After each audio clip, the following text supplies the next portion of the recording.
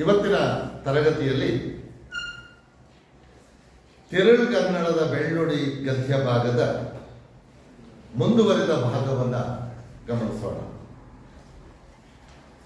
ಕಳೆದ ತರಗತಿಯಲ್ಲಿ ಆದಂತಹ ಕಥೆಯನ್ನ ಸ್ವಲ್ಪ ನೋಡುವುದಾದರೆ, ಮನೋರಮೆ ಮುದ್ದಣ್ಣನಿಗೆ ಶೇಷ ರಾಮಾಯಣದ ಕಥೆಯನ್ನ ಹೇಳು ಅಂತ ಕೇಳಿಕೊಂಡಿದ್ದಾಳೆ. ಆಗ ಮುದ್ದಣ್ಣ ಈ ಶೇಷ ರಾಮಾಯಣದ ಕಥೆ ಬಹಳ ದೊಡ್ಡ ಕಥೆ, ಅದು 1-2 ದಿವಸಕ್ಕೆ ಮುಗಿಯೋದಿಲ್ಲ ಅಂತ ಹೇಳಿದಾಗ ಮನೋರಮೆ ಇರ್ಲಿ, ಒಂದೊಂದು ದಿವಸ ಸ್ವಲ್ಪ ಸ್ವಲ್ಪವೇ ನೀನು ಆ ಕಥೆಯನ್ನ ಹೇಳು ಅಂತ ಕೇಳ್ಕೊಳ್ತಾರೆ. ಆ ಪ್ರಶ್ನೆಗೆ ಮುದ್ದಣ್ಣ, ನಿನಗೆ ಯಾವ ಧಾಟಿಯಲ್ಲಿ ಕಥೆಯನ್ನ ಹೇಳಲಿ? ನಿನಗೆ ಪದ್ಯದ ಧಾಟಿಯಲ್ಲಿ ಕಥೆಯನ್ನ ಹೇಳಬೇಕಾ ಅಥವಾ ಗದ್ಯದ ಧಾಟಿಯಲ್ಲಿ ಕಥೆಯನ್ನ ಹೇಳಬೇಕಾ ಅಂತ ಕೇಳ್ಕೊಂಡಾಗ ಮನೋರಮೆ ಹೇಳ್ತಾಳೆ, ಪದ್ಯಂ ವದ್ಯಂ. ಪದ್ಯ ಅಪ್ರಿಯವಾದದ್ದು, ಗದ್ಯಂ ಹೃದಯಂ. ಗದ್ಯ ಹೃದಯಕ್ಕೆ ಹತ್ತಿರವಾದದ್ದು. ಹಾಗಾಗಿ ಹೃದಯಮಪ್ಪ ಗದ್ಯದೊಳೆ ಹೇಳುವುದು, ಹೃದಯಕ್ಕೆ ಹತ್ತಿರವಾದಂತಹ ಗದ್ಯದಲ್ಲಿ ನೀನು ಕಥೆಯನ್ನ ಹೇಳು ಅಂತ ಕೇಳ್ಕೊಳ್ತಾಳೆ. ಈ ಭಾಗವನ್ನು ನಾವು ಕನ್ನಡ ಸಾಹಿತ್ಯದ ಸಂಕ್ರಮಣ ಕಾಲ ಅಂತ ನಾವು ಕರಿತೇವೆ. ಪದ್ಯ ಸಾಹಿತ್ಯದಿಂದ ಗದ್ಯ ಸಾಹಿತ್ಯದ ಕಡೆಗೆ ಹೊರಳುತ್ತಿರುವಂತಹ ಒಂದು ಸಂದರ್ಭ. ಆ ಸಂದರ್ಭವನ್ನು ಮುದ್ದಣ್ಣ ಹೀಗೆ ವಿವರಿಸುವಂತಹ ಪ್ರಯತ್ನವನ್ನ ಮಾಡ್ತಾರೆ. ಹೀಗೆ ಮನೋರಮೆ ಹೃದಯಕ್ಕೆ ಹತ್ತಿರವಾದಂತಹ ಕಥೆಯನ್ನ ಹೇಳು, ಗದ್ಯದಲ್ಲಿ ಕಥೆಯನ್ನ ಹೇಳು ಅಂತ ಕೇಳಿಕೊಂಡಾಗ ಮುದ್ದಣ್ಣ ನಗ್ತಾರೆ. ನಸು ನಗೆಯಿಂದ ಅದಂತಿರ್ಕೆ ಅದು ಆಗಿರ್ಲಿ, ಆಯ್ತು, ನಾನು ನಿನಗೆ ಗದ್ಯದಲ್ಲಿಯೇ ಕಥೆಯನ್ನ ಹೇಳ್ತೀನಿ, ಅದು ಹಾಗೆ ಇರಲಿ. ಆದರೆ ಇಂತಪ್ಪ ನಲ್ಗತೆಯಂ ಬಿತ್ತರಿಸಿದೊಡೆ ಅರಮನೆಯೋಳ್ ರನ್ನಗಡಗಮಂ ಪೊನ್ನ ಕಂಟಿಕೆಯಂ ಬೆಚ್ಚನೀವನ್ ನೀನೀವುದೇ. ನೀನೀವುದೇ, ನೀನೇನ್ ಕೊಡ್ತೀಯ? ಪ್ರಶ್ನೆ ಕೇಳ್ದ. ಇಂತಪ್ಪ ನಲ್ಗತೆಯಂ ಬಿತ್ತರಿಸಿದೊಡೆ, ಇಂತಹ ಒಳ್ಳೆಯ ಕಥೆಯನ್ನು ಹೇಳಿದರೆ, ನಲ್ಗತೆ ಅಂದ್ರೆ ಒಳ್ಳೆ ಕಥೆ, ಇಂತಹ ಒಳ್ಳೆಯ ಕಥೆಯನ್ನು ಹೇಳಿದರೆ ಅರಮನೆಯಲ್ಲಿ ರನ್ನಗಡಗಮಂ ಪೊನ್ನ ಕಂಟಿಕೆಯ. ರನ್ನಗಡಗ ಅಂದ್ರೆ ರತ್ನದ ಕಡಗವನ್ನ ಮತ್ತು ಪೊನ್ನ ಕಂಟಿಕೆ ಚಿನ್ನದ ಹಾರ. ರತ್ನದ ಕಡಗವನ್ನ, ಚಿನ್ನದ ಹಾರವನ್ನ ಮೆಚ್ಚಿಕೊಡುತ್ತಾರೆ. ನೀನೀವುದೇ, ನೀನೇನು ಕೊಡ್ತೀಯ? ಕೇಳ್ದ, ನನ್ನಂತಲೇ ಕೇಳ್ದ ಮನೋರಮೆ. ನಾನು ಇಂತಹ ಒಂದು ಒಳ್ಳೆ ಕಥೆಯನ್ನ ಅರಮನೆಯಲ್ಲಿ ಹೇಳಿದ್ರೆ ರತ್ನದ ಕಡಗವನ್ನ, ಚಿನ್ನದ ಹಾರವನ್ನ ಮೆಚ್ಚಿಕೊಡ್ತಾರೆ. ನೀನೇನು ಕೊಡ್ತೀಯ ಅಂತ ಕೇಳ. ಮನೋರಮೆ ಎಂಥ ಜಾಣೆ ನೋಡಿ ಅವಳ ಉತ್ತರ. ಮನೋರಮೆ ಉತ್ತರವನ್ನ ಕೊಡ್ತಾಳೆ. ಪೆರೇತಂ ಎನ್ನನೇ ಆನೀವೆಂ. ಎನ್ನನೇ, ನನ್ನನ್ನೇ, ನಾನು ಈವೆ ಕೊಟ್ಬಿಡ್ತೇನೆ, ನನ್ನನ್ನೇ ನಾನು ಕೊಟ್ಕೊಡ್ತೇನೆ. ಬೇರೆ ಏನನ್ನ ನೀನು ಕೊಡಬೇಕು? ಬೇರೆ ಏನನ್ನ ನೀನು ಕೊಡಬೇಕು? ಎನ್ನನೇ ಆನೀವೆಂ, ನನ್ನನ್ನೇ ನಾನು ನೀನು ಕೊಟ್ಕೊಂಡು ಬಿಡ್ತೇನೆ. ಈ ಪ್ರಪಂಚದಲ್ಲಿ ನನಗಿಂತ ಯಾವುದು ಚಿನ್ನದ ಕಡಗ. ಯಾವತ್ತೂ ಕೂಡ ಹೆಂಡತಿಯರು ನನಗಿಂತ ಮಿಗಿಲಾದದ್ದು ಯಾವುದೂ ಇಲ್ಲ ಅಂತ ಭಾವಿಸ್ಕೊಂಡಿರ್ತಾರೆ ಅಂತ. ಯಾವುದೇ ಚಿನ್ನ, ಯಾವುದೇ ವಸ್ತು, ಯಾವುದೇ ಕಾರು, ಯಾವುದೂ ಕೂಡ ಹೆಂಡತಿಗಿಂತ ಮಿಗಿಲಾದದ್ದಲ್ಲ. ಅದೇ ನಿಮ್ಗೆ ಕೃಷ್ಣೇಗೌಡ ನಾನೆಲ್ಲಿ ಬರ್ತದೆ ನೋಡ್ರಿ. ಯಾರಾದ್ರೂ ಕಾರನ್ನು ಸ್ಕೂಟರನ್ನು ಹಚ್ಕೊಂಡ್ಬಿಟ್ರೆ ಹೆಂಡತಿ ಸೀಟ್ ಬಂದ್ಬಿಡುತ್ತೆ. ಅದಕ್ಕೆ ಹೇಳ್ತಾಳೆ ಪೇರೇತಂ ಪೇರೇತಂ, ಬೇರೆ ಏನ್ ಕೊಡ್ಬೇಕು ನಿನಗೆ? ಎನ್ನನೇ ಆನೀವೆ, ನನ್ನನ್ನೇ ನಾನು ನಿನಗೆ ಕೊಟ್ಕೊಳ್ತೇನೆ. ಕವಿ ಮುದ್ದಣ್ಣ ಬಲ್ ಗಣಸುಗಾರ್ತಿಯೈಸೆ, ಅದಕ್ಕೆ ಮುದ್ದಣ್ಣ ಬಲ್ ಗಣಸುಗಾರ್ತಿಯೈಸೆ ಅರಿಯ ಮುನ್ನವೇ ನಿನ್ನ ತಾಯಿ ತಂದೇವಿ ಎನಗಿತ್ತನೆಂಬುದು. ಬಲ್ ಗಣಸುಗಾರ್ತಿಯೈಸೆ, ಗಣಸುಗಾರ್ತಿ ಅಂದ್ರೆ ಜಾಣೆ ಅಂತ. ಬಲ್ ಜಾಣೆ ನೀನು, ತುಂಬಾ ಜಾಣೆ ಇದ್ದೀಯ ನೀನು. ಹರಿಯಯ್ಯ ತಿಳಿದಿದ್ದೀಯಾ ನೀನು? ಮುನ್ನವೇ ಮುಂಚೆಯೇ ಅಂದ್ರೆ ಮದುವೆ ಆದಾಗ ನಿನ್ನ ತಾಯಿ ತಂದೆಯರು ಏನಾಗಿರ್ತಾರೆ ಎಂಬುದನ್ನ ನನಗೆ ಕೊಟ್ಟಿದ್ದಾರೆ ಎಂಬುದನ್ನ ಈಗಾಗಲೇ ನಿಮ್ಮ ಅಪ್ಪ ಅಮ್ಮ ನಿನ್ನ ನನಗೆ ಕೊಟ್ಬಿಟ್ಟಿದ್ದಾರೆ. ಈಗಾಗಲೇ ನಿಮ್ಮ ಅಪ್ಪ ಅಮ್ಮ ನಿನ್ನ ನನಗೆ ಕೊಟ್ಟಿರೋದ್ರಿಂದ ನೀನು ನಿನ್ನೆ ಕೊಟ್ಕೊಡ್ತೀಯ? ಗೊತ್ತಿದೆಯಾ ನಿನಗೆ? ಅರಿಯಯ್ಯ ತಿಳಿದಿದೆಯಾ? ಮುನ್ನವೇ ನಿನ್ನ ತಾಯಿ ತಂದೆಯರು, ಮುಂಚೆಯೇ ನಿನ್ನ ತಾಯಿ ತಂದೆಯರು ಏನಾಗಿರ್ತಾರೆ ಎಂಬುದನ್ನು ನನಗೆ ಕೊಟ್ಟಿದ್ದಾರೆ ಅನ್ನೋದನ್ನ. ಅದಕ್ಕೆ ಮನೋರಂಗ ಸ್ವಲ್ಪ ನಾಚಿಕೆ ಆಗುತ್ತೆ. ಇದೇ ತರ ನೋಡಿ, ಇದೆಂತ ಮಾತು. ಏನಾದ್ರು ಹೇಳಿದ್ರೆ ಛೇ ಎಂತ ಮಾತಾಡ್ತಾರೆ. ಇದೇ ತರ ನೋಡಿ, ಇದೆಂತಹ ಮಾತು. ಹೋಗೆ ಹೋಗು, ಛೇ ಅದೇನ್ ಮಾತಾಡ್ತೀವ ನಾಚಿಕೆ ಆಗಿದೆ. ಏನಾದ್ರು ಪ್ರೀತಿಯ ಮಾತುಗಳನ್ನಾಡ್ತಾರೆ. ಇದೆಂತ ಮಾತು ಛೇ ಅಂತ ನೋಡಿ. ಬಟ್ ಅದು ಕೇಳಿಸ್ಕೊಳಕ್ ಇಷ್ಟ ಆಗಿರುತ್ತೆ, ಹೇಳೋದು ಮಾತ್ರ ಇಷ್ಟ ಇಲ್ಲ. ಇದೇ ತರ ನೋಡಿ ಓಕೆ, ಇದೆಂತಹ ಮಾತು. ಹೋಗು. ಆ ಪರಾಧೀನೆಗಡ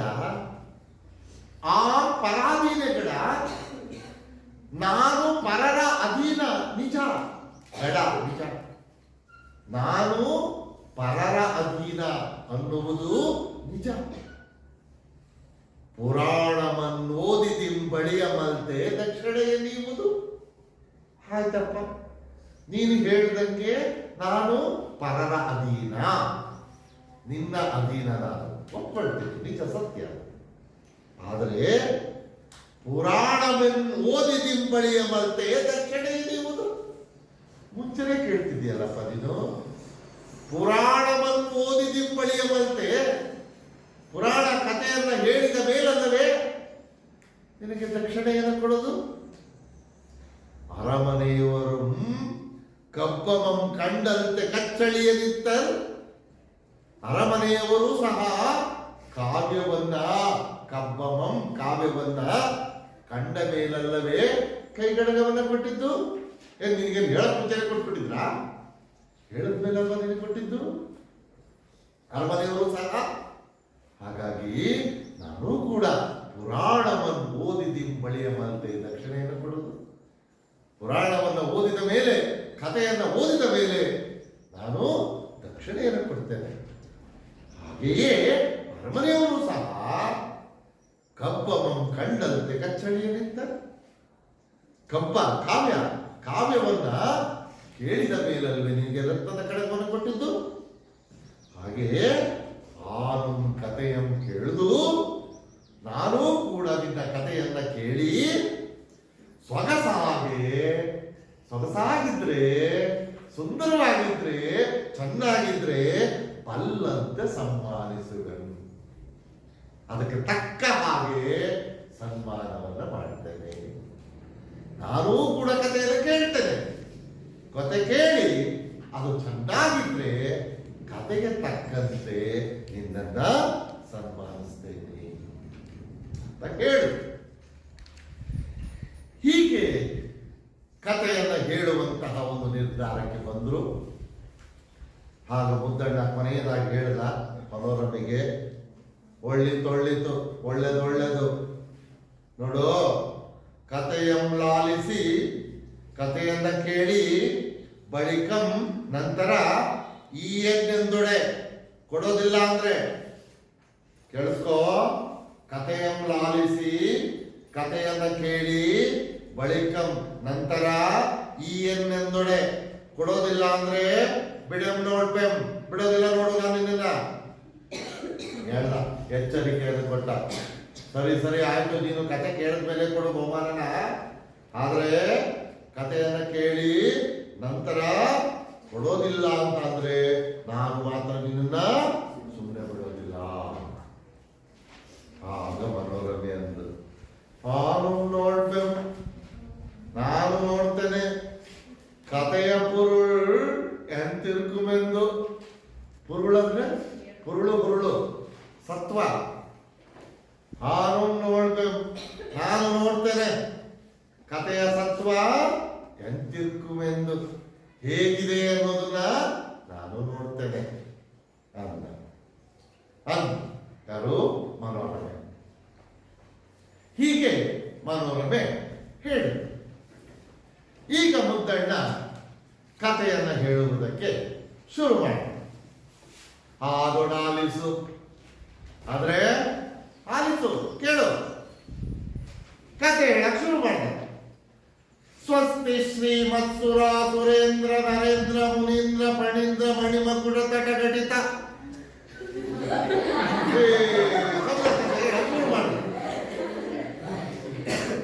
ಸಂಸ್ಕೃತದ ಶಬ್ದಗಳನ್ನ ಬಳಸಿ ಕಥೆಯನ್ನ ಹೇಳುವುದಕ್ಕೆ ಶುರು ಮಾಡಿದ. ಸ್ವಸ್ತಿ ಶ್ರೀ, ಸ್ವಸ್ತಿ ಶ್ರೀಮತ್.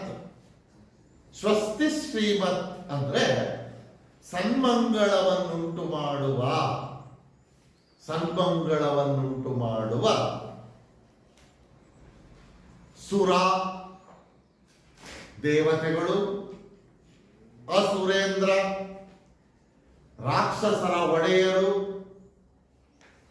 ನರೇಂದ್ರ ನರ ಪ್ಲಸ್ ಇಂದ್ರ, ಇಂದ್ರ ಅಂದ್ರೆ ಒಡೆಯ ಅಂತ, ನರೇಂದ್ರ ಮನುಷ್ಯರ ಒಡೆಯ ರಾಜ, ಮುನೀಂದ್ರ ಮುನಿಗಳಿಗೆ ಒಡೆಯ, ಫಣೀಂದ್ರ ಹಾವುಗಳಿಗೆ ಒಡೆಯ ನಾಗರಾಜ. ಶ್ರೀಮತ್, ಸ್ವಸ್ತಿ ಶ್ರೀಮತ್ ಅಂದ್ರೆ ಶ್ರೀ ಸನ್ಮಂಗಳವನ್ನುಂಟು ಮಾಡುವಂತಹ ಸುರ ದೇವತೆಗಳು, ಅಸುರೇಂದ್ರ ರಾಕ್ಷಸರಿಗೆ ಒಡೆಯರಾಗಿರುವ, ನರೇಂದ್ರ ಮನುಷ್ಯರಿಗೆ ಒಡೆಯರಾಗಿರುವ, ಮುನೀಂದ್ರ ಮುನಿಗಳಿಗೆ ಋಷಿಗಳಿಗೆ ಒಡೆಯರಾಗಿರುವ, ಫಣೀಂದ್ರ ಹಾವುಗಳಿಗೆ ಒಡೆಯರಾಗಿ ಮಣಿ ಮಕುಟ ತಟ. ಮಕುಟ ಅಂದ್ರೆ ಕಿರೀಟ. ಮಣಿಯನ್ನ ಕಿರೀಟದಲ್ಲಿ ಧರಿಸಿರುವಂತಹ, ಮಣಿಯನ್ನ ಕಿರೀಟದಲ್ಲಿ ಧರಿಸಿರುವಂತಹ ಅಂತ ಸಂಸ್ಕೃತದಲ್ಲಿ ಕಥೆಯನ್ನು ಹೇಳುವುದಕ್ಕೆ ಮುದ್ದಣ್ಣ ಪ್ರಾರಂಭ ಮಾಡಿದ. ಶ್ರೀ ಸನ್ಮಂಗಳವನ್ನುಂಟು ಮಾಡುವ ದೇವತೆಗಳು ಮತ್ತು ರಾಕ್ಷಸರಿಗೆ ಒಡೆಯರಾಗಿರುವ, ಮನುಷ್ಯರಿಗೆ ಒಡೆಯರಾಗಿರುವ, ಮುನಿಗಳಿಗೆ ಒಡೆಯರಾಗಿರುವ, ಹಾವುಗಳಿಗೆ ಒಡೆಯರಾಗಿರುವಂತಹ ಇವರೆಲ್ಲರನ್ನ ಮಣಿಯೋಪಾದಿಯಲ್ಲಿ ಕಿರೀಟದಲ್ಲಿ ಧರಿಸಿರುವಂತಹ ಅಂತ ಕಥೆಯನ್ನ ಹೇಳುವುದಕ್ಕೆ ಶುರು ಮಾಡಿದ. ಆಗ ಮನೋರಮೆ ತಡೆದು, ಓಹೋ ತಡೆ ತಡೆ ತಡೆ, ನಿಲ್ಸು ನಿಲ್ಸು ನಿಲ್ಸು. ವಸುದೆಗೊಡೆಯರಪ್ಪ ರಾಮಚಂದ್ರನ ಕಥೆಯಂಪೇಳದೆ, ಬಸದಿಗೊಡೆಯರಪ್ಪ ಸುರೇಂದ್ರರ ಚರಿತೆಯಂಪೇಳುವುದೇ. ಹೇಳುದು ಅಲ್ಲಪ್ಪ, ವಸುದೆಗೆ ಒಡೆಯನಪ್ಪ. ವಸುದೆ ಅಂದ್ರೆ ಭೂಮಿ, ವಸುದೆ ಅಂದ್ರೆ ಭೂಮಿ, ಭೂಮಿಗೆ ಒಡೆಯನಾಗಿರುವ ರಾಮಚಂದ್ರನ ಕಥೆಯಂಪೇಳದೆ. ಭೂಮಿಗೆ ಒಡೆಯನಾಗಿರುವಂತಹ ರಾಮನ ಕಥೆಯನ್ನು ಹೇಳುವಂತ ನಾನು ಕೇಳಿದ್ರೆ ನೀನೇನ್ ಹೇಳ್ತಿದ್ಯಾ?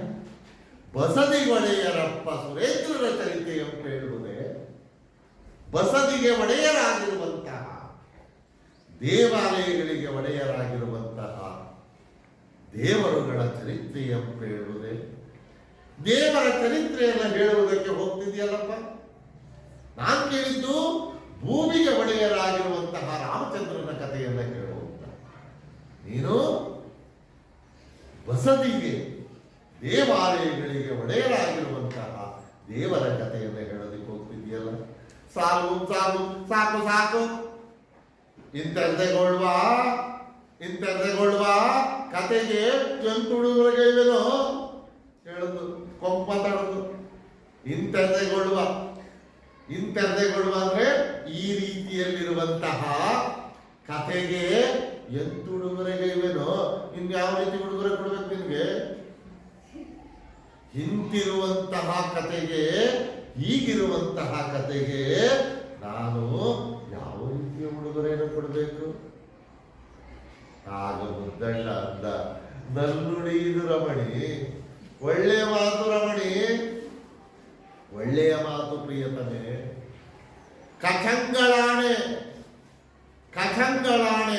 ಅಲ್ತು ಬಸತೀಂದ್ರರ ಕಥೆಯಲ್ತು, ರಾಮಚಂದ್ರನ ಕಥೆಯನ್ನೇ ಪೊಗಳ್ತು ಬೇಡುವುದಿದು. ಸಕ್ಕದದೊಂದು ಚಲುವು ಹೇಳ್ದ. ನಲ್ಲುಡಿದು ರಮಣಿ, ಒಳ್ಳೆಯ ಮಾತು ಪ್ರಿಯತಮೆ. ರಮಣಿ ಅಂದ್ರೆ ಪ್ರಿಯತಮೆ ಅಂತ, ಒಳ್ಳೆಯ ಮಾತು.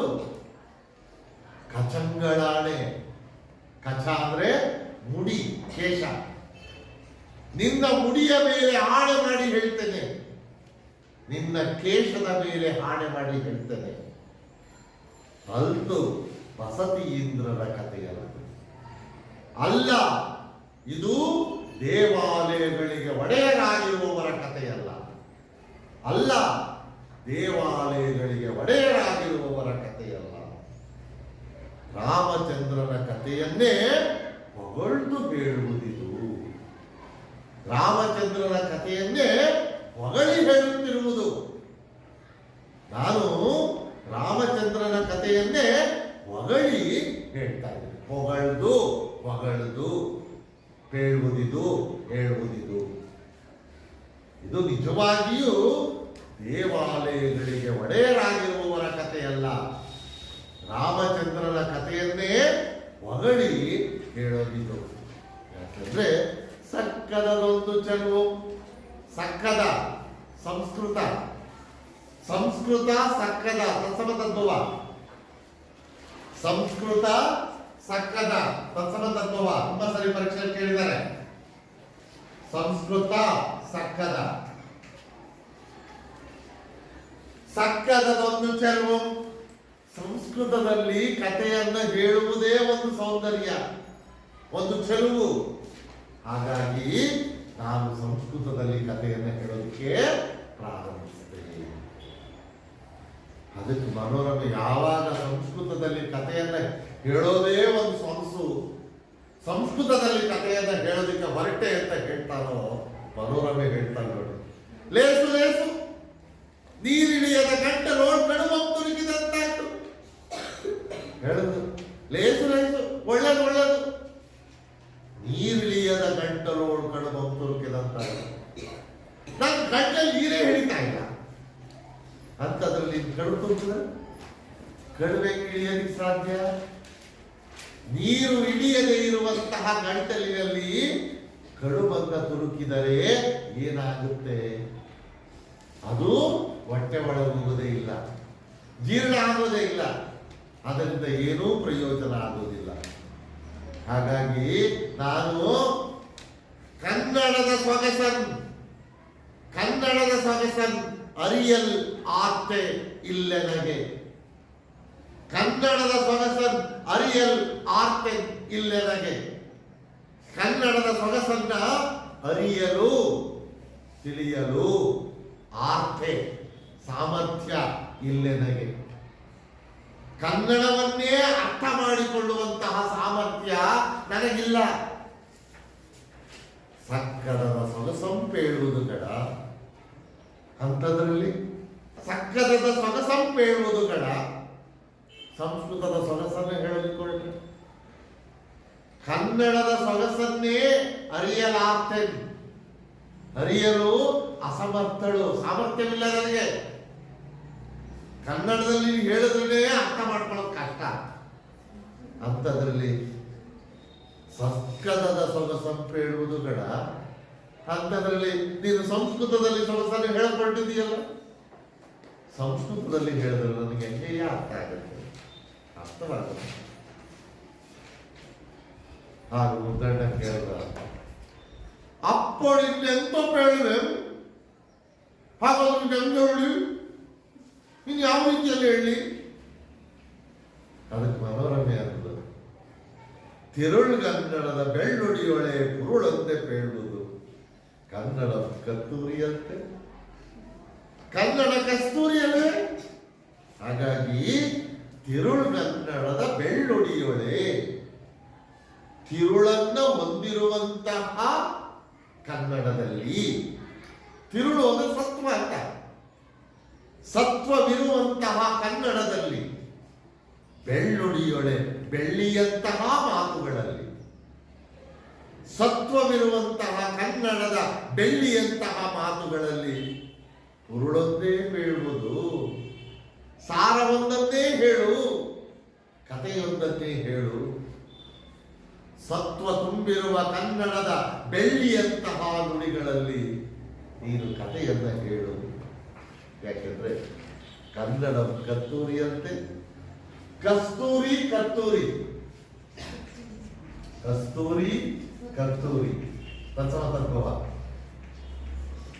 ಕನ್ನಡವು ಕಸ್ತೂರಿಯಲ್ಲವೇ, ಕನ್ನಡವು ಪರಿಮಳಭರಿತವಾದದ್ದಲ್ವೇ, ನೀನು ಕನ್ನಡದಲ್ಲಿಯೇ ಹೇಳುವಂದಾಗ ಮುದ್ದಣ್ಣ ಹೀಗೆ ಹೇಳ್ತಾರೆ, ತಪ್ಪುದಪ್ಪು.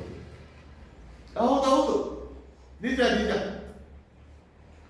ಆದೊಡಂ ಆದರೆ ಸಕ್ಕದ ಮುಂದೆ ರನ್ನವಣಿಯಂ ಪೊನ್ನಿಂ ಬಿಗಿದಂತೆ ಸಗುಂ.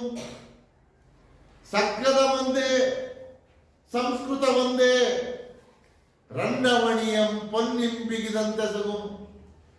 ರನ್ನವಣಿಯಂ ಅಂದ್ರೆ ರತ್ನದ ಮಣಿಗಳಂತೆ, ಪೊನ್ನಿಂ ಚಿನ್ನದಂತೆ, ಚಿನ್ನದಿಂದ ಬಿಗಿದಂತೆ ಸಗುಂ, ಹಿಡಿದಂತೆ ಕಾಣಿಸುತ್ತೆ.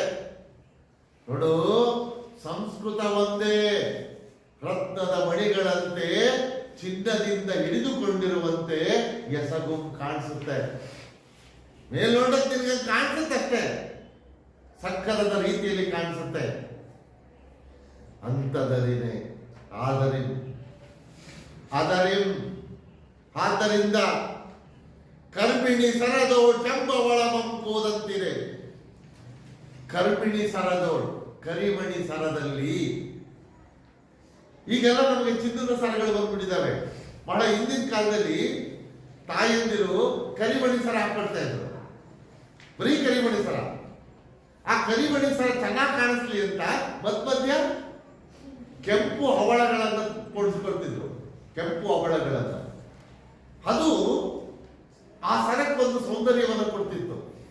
ಬರೀ ಕರಿಮಣಿ ಒಂಥರ ಸಾಧವಾಗಿ ಕಾಣಿಸ್ತಾ ಇತ್ತು, ಅಷ್ಟೊಂದು ಚೆನ್ನಾಗಿ ಕಾಣಿಸ್ತಿರ್ಲಿಲ್ಲ.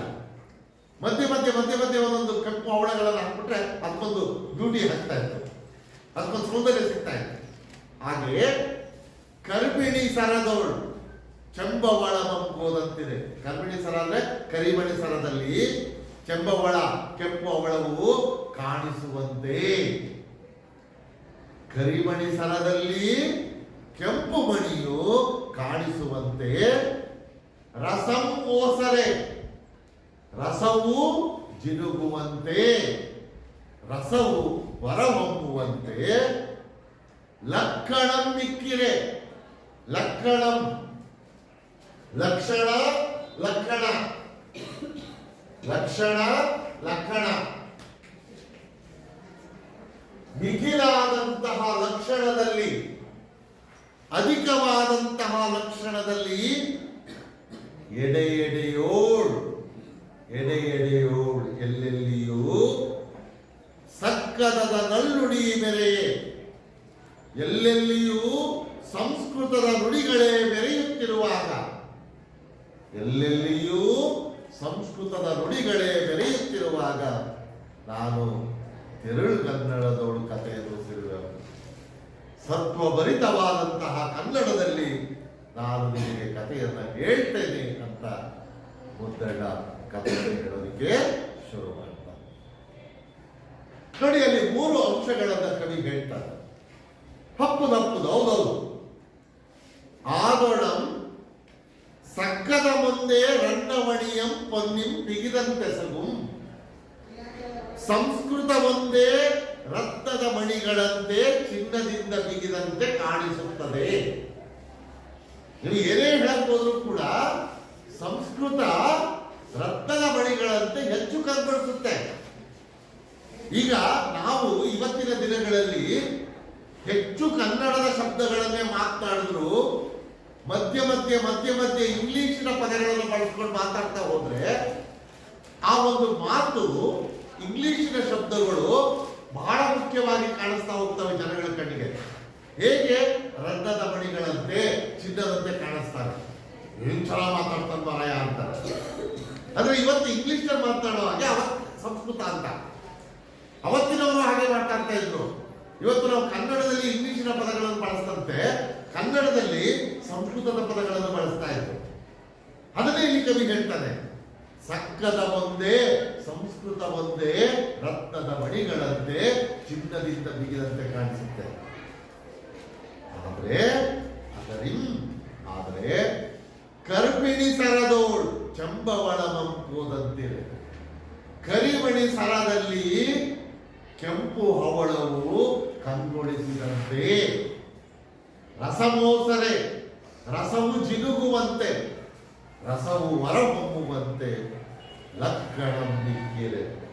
ಅಧಿಕವಾದಂತಹ ಲಕ್ಷಣದಲ್ಲಿ ಕಾವ್ಯ ಲಕ್ಷಣಗಳಲ್ಲಿ ನಾನೇನ್ ಮಾಡ್ತೀನಿ, ಎಡೆಯೋಳ್ ಎಲ್ಲೆಲ್ಲಿಯೂ ಸಕ್ಕದದ ನಲ್ನುಡಿ ಮೆರೆಯೇ ಸಂಸ್ಕೃತದ ನುಡಿಗಳೇ ಮೆರೆಯುತ್ತಿರುವಾಗ,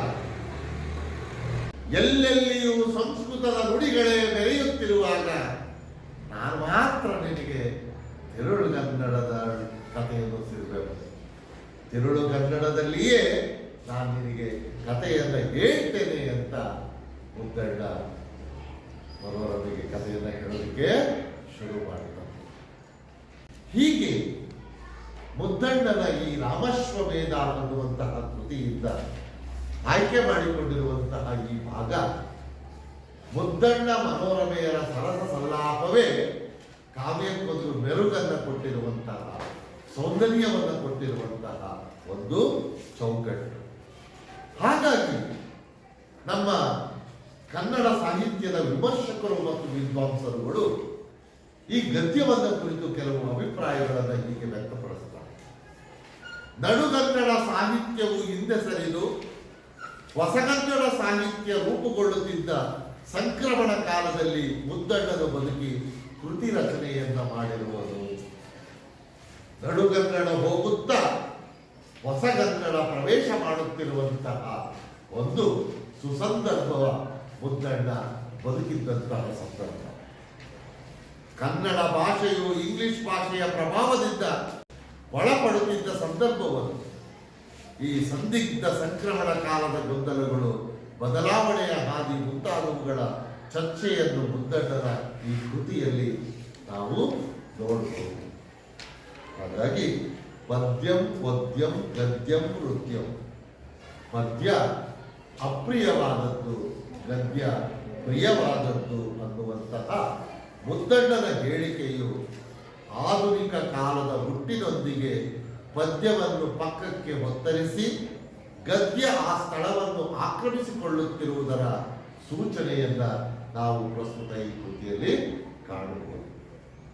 ಗದ್ಯ ಆಧುನಿಕ ಕಾಲದ ಸಂಕೀರ್ಣತೆಯನ್ನು, ವಿವರಗಳನ್ನು ಕಟ್ಟಿಕೊಟ್ಟಂತಹ ಒಂದು ಭಾಷಿಕ ರೂಪ.